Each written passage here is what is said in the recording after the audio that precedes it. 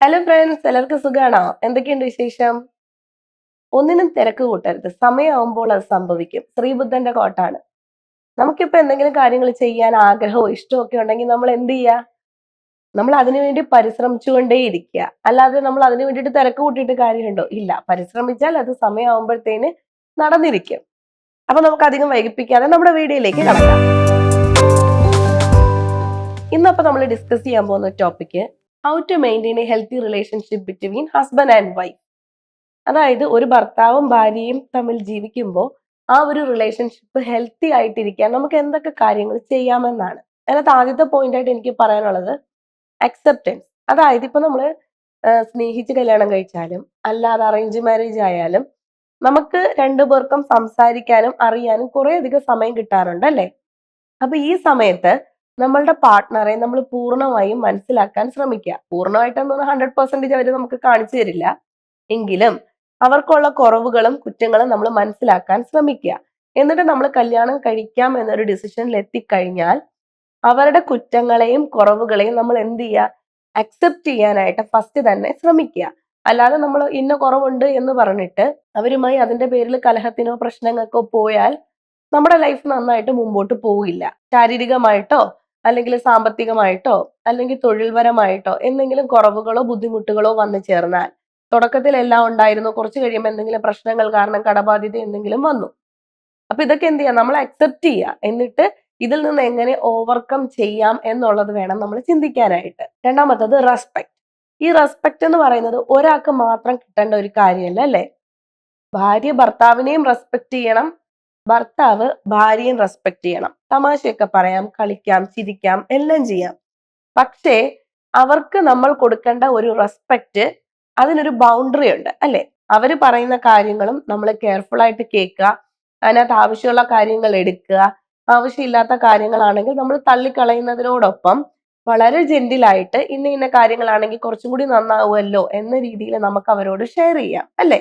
അങ്ങനെ ഒരു mutual respect അങ്ങോട്ടും ഇങ്ങോട്ടും കൊടുക്കുന്നതും നമ്മുടെ ഒരു റിലേഷനെ ഹെൽത്തി ആയിട്ട് കൊണ്ടുപോകാനായിട്ട് സഹായിക്കും. അടുത്തത് ഹ്യൂമിലിറ്റി, വിനയം. ഈ വിനയം റിലേഷൻഷിപ്പിൽ ആവശ്യമുണ്ടോ എന്ന് ചോദിക്കും അല്ലേ? ഇപ്പൊ നമ്മളൊരു ഫംഗ്ഷന് പോവാ, അല്ലെങ്കിൽ ഒരു സൊസൈറ്റിയിൽ എന്തെങ്കിലും ഒരു പ്രോഗ്രാമിനോ മീറ്റിങ്ങിനോ എന്തെങ്കിലും ഒരു കാര്യത്തിന് നമ്മൾ പോകുന്ന സമയത്ത് ഇപ്പൊ ഭാര്യ തന്റെ ഫ്രണ്ട്സിന്റെ കൂടെ ഇരുന്നിട്ട് ഭർത്താവിനെ കളിയാക്കുക, ഭർത്താവ് തന്റെ ഫ്രണ്ട്സിന്റെ കൂടെ ഇരുന്ന് ഭാര്യയെ കളിയാക്കുക, ഇതൊക്കെ ഒരു കോമൺ ആയിട്ടുള്ള കാര്യമാണ്. പക്ഷേ ഒരിക്കൽ പോലും അവരുടെ സെൽഫ് റെസ്പെക്റ്റിനെ ക്രോസ് ചെയ്യുന്ന വിധത്തിലുള്ള ഒരു തമാശയും പറയാനോ അല്ലെങ്കിൽ തന്റെ ഭാര്യയോ ഭർത്താവിനെയോ മറ്റൊരാൾ ഹറാസ് ചെയ്യാനോ ഉള്ള അവസരം നമ്മൾ കൊടുക്കാൻ പാടില്ല.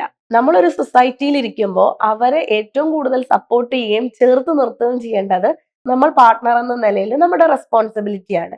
അപ്പൊ അത് നമ്മൾ എല്ലാവരും ശ്രദ്ധിക്കേണ്ട ഒരു കാര്യമാണ്. ഇനി അടുത്ത പോയിന്റ്, ലിസണിങ്. ലിസണിങ് എന്താണ്? ഇപ്പൊ നമ്മളെ ഈ വീടുകളിൽ വന്ന അല്ലെങ്കിൽ ജോലിയെല്ലാം കഴിഞ്ഞ് രണ്ടുപേരും ഫ്രീ ആയിട്ടിരിക്കുന്ന കുറച്ച് സമയമെങ്കിലും കാണുമല്ലോ. ഈ സമയത്ത് നമ്മൾ എന്ത് ചെയ്യുക? അങ്ങോട്ടും ഇങ്ങോട്ടും ഓപ്പൺ ആയിട്ട് കമ്മ്യൂണിക്കേറ്റ് ചെയ്യാനായിട്ട് ശ്രമിക്കുക. അതല്ലെങ്കിൽ ഇപ്പൊ പിള്ളേരൊക്കെ ആയിക്കഴിഞ്ഞാൽ പലരും പറഞ്ഞു കേൾക്കുന്ന ഒരു കാര്യമാണ്, എന്തെങ്കിലും ഒന്ന് സംസാരിക്കാൻ വന്നെങ്കിൽ പിള്ളേരുടെ കയറിയിട്ട് ഭയങ്കര ബഹളം വെക്കും, ഒന്നും ചെയ്യാൻ സമ്മതിക്കില്ല എന്ന്.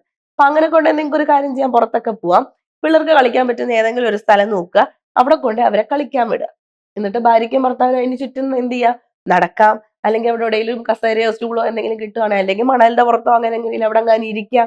ഇരുന്നിട്ട് രണ്ടുപേർക്കും എന്ത് ചെയ്യാം? ഓപ്പൺ കമ്മ്യൂണിക്കേഷൻ നടത്താം. ഞാൻ എന്ത് പറയാനാ ഇവളോട്, അല്ലെങ്കിൽ ഞാൻ എന്ത് പറയാനാ ഇയാളോട് എന്ന് ചോദിക്കുന്നവരോട്. നമ്മൾ രാവിലെ ഭാര്യയുടെ അടുത്തുനിന്ന് ജോലിക്ക് പോയാൽ, അല്ലെങ്കിൽ ഭർത്താവ് വീട്ടിൽ നിന്ന് ജോലിക്ക് പോയി കഴിഞ്ഞാൽ, അല്ലെങ്കിൽ ജോലി ചെയ്യുന്ന ഭാര്യമാരാണെങ്കിൽ ജോലി സ്ഥലത്തേക്ക് പോയാൽ അവിടെ നമുക്ക് എന്തെല്ലാം കാര്യങ്ങൾ നടക്കും അല്ലേ? ഒരുപാട് കാര്യങ്ങൾ നടക്കും, ഒരുപാട് വിശേഷങ്ങൾ നടക്കും, നമ്മുടെ ഫ്രണ്ട്സിന്റെ കാര്യങ്ങൾ കാണും. ഇതൊക്കെ നമുക്ക് അവരോട് ഷെയർ ചെയ്യാം. ഇതൊക്കെ ഞാൻ എന്തിനാ ഇവളോട് പറയുന്നത് അല്ലെങ്കിൽ ഇയാളോട് പറയുന്നത് എന്ന് ചിന്തിക്കാൻ പാടില്ല. നമ്മുടെ ലൈഫിൽ നടക്കുന്ന എല്ലാ കാര്യങ്ങളും നമുക്ക് അവരോട് ഡിസ്കസ് ചെയ്യാം. അങ്ങനെ ഓരോ ഓപ്പൺ കമ്മ്യൂണിക്കേഷൻ വരുന്നത് നമ്മുടെ റിലേഷൻഷിപ്പിന്റെ ബേസ്മെന്റ് ഉറപ്പിക്കാനായിട്ട് സഹായിക്കുന്ന ഒന്നാണ്. അടുത്ത നമ്മുടെ പോയിന്റ് ആണ് സോഷ്യൽ സപ്പോർട്ട്. സോഷ്യൽ സപ്പോർട്ട് എന്നാണ് ഞാൻ നേരത്തെ പറഞ്ഞതുപോലെ തന്നെ ഇപ്പൊ നമ്മൾ സൊസൈറ്റിയുടെ മുമ്പിൽ നമ്മൾ പാർട്ട്ണർ എന്ന നിലയിൽ അവർക്ക് കൊടുക്കേണ്ട ചില റെസ്പെക്റ്റും ചില സപ്പോർട്ട് സിസ്റ്റംസും ഉണ്ട്. ഒരു സൊസൈറ്റിയുടെ മുമ്പിൽ എന്തെങ്കിലും ഒരു കാര്യം ചെയ്യാൻ ഇഷ്ടമുള്ള, ഡാൻസ് കളിക്കാൻ ഇഷ്ടമുള്ളവരുണ്ടാവും, പാട്ട് പാടാൻ ഇഷ്ടമുള്ളവരുണ്ടാവും, പ്രസംഗിക്കാൻ ഇഷ്ടമുള്ളവരുണ്ടാവും, അങ്ങനെ ഒരുപാട് ഇഷ്ടങ്ങളുള്ള ഭാര്യമാര് വീട്ടിലുണ്ടല്ലേ? അപ്പൊ അവരുടെ ആ ഇഷ്ടങ്ങളെയൊക്കെ ബൂസ്റ്റ് ചെയ്ത് നമ്മുടെ സൊസൈറ്റിയുടെ മുമ്പിൽ കൊണ്ടുവരിക എന്നുള്ളത് നമ്മുടെ ഓരോ പാർട്ട്നേഴ്സ്, മെയിലായാലും ഫീമെയിൽ ആയാലും ആരായാലും നമ്മുടെ പാർട്ട്ണറുടെ ഇഷ്ടങ്ങളെ സപ്പോർട്ട് ചെയ്ത് കൊണ്ടുവരിക എന്നുള്ളത് നമ്മുടെ റെസ്പോൺസിബിലിറ്റിയാണ്. ഇനി അടുത്തത്, we can speak our needs each other, അല്ലേ? അതായത് നമ്മുടെ ആവശ്യങ്ങൾ നമുക്ക് പരസ്പരം സംസാരിക്കാം. നമ്മുടെ പാർട്ട്ണറിൽ നിന്ന് നമുക്ക് ചില കാര്യങ്ങളിൽ ആഗ്രഹമുണ്ട്, എക്സ്പെക്റ്റേഷൻസ് ഉണ്ട്, അതൊന്നും നമുക്ക് കിട്ടുന്നില്ല.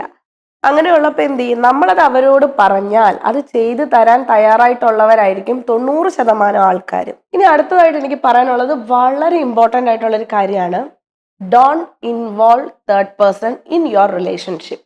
ഒരു ഹെൽത്തി ആയിട്ട് പൊക്കോണ്ടിരിക്കുന്ന ഫാമിലിയിൽ എന്തെങ്കിലും ഒരു പ്രശ്നം വന്നാൽ അത് ഭാര്യയും ഭർത്താവും കൂടെ ഇരുന്ന് സംസാരിച്ച് ഉറങ്ങുന്നതിന് മുമ്പ് തീർക്കുക. അതിന് സൊല്യൂഷൻസ് നിങ്ങൾ തന്നെ കണ്ടുപിടിച്ച് സെറ്റ് ചെയ്യുക. സെറ്റ് ചെയ്തിട്ട് ആ സൊല്യൂഷൻ വെറും വെള്ളത്തിൽ വരച്ച വരയായിട്ട് തീർക്കാതെ അത് പരിഹരിക്കാനായിട്ട് നിങ്ങൾ ശ്രമിക്കുക, അത് ഇംപ്ലിമെന്റ് ചെയ്യാനായിട്ട് ശ്രമിക്കുക. അതിന് പകരം വേറൊരാളെ കൂടെ അതിനകത്ത് ഇൻവോൾവ് ചെയ്ത് അയാളുടെ അഭിപ്രായം പറഞ്ഞ് ഇത് മൊത്തത്തിൽ കുളവാക്കി ചളവാക്കി രണ്ടുപേരെ അടിച്ച് രണ്ട് വഴിക്കാക്കാൻ അനുവദിക്കരുത്.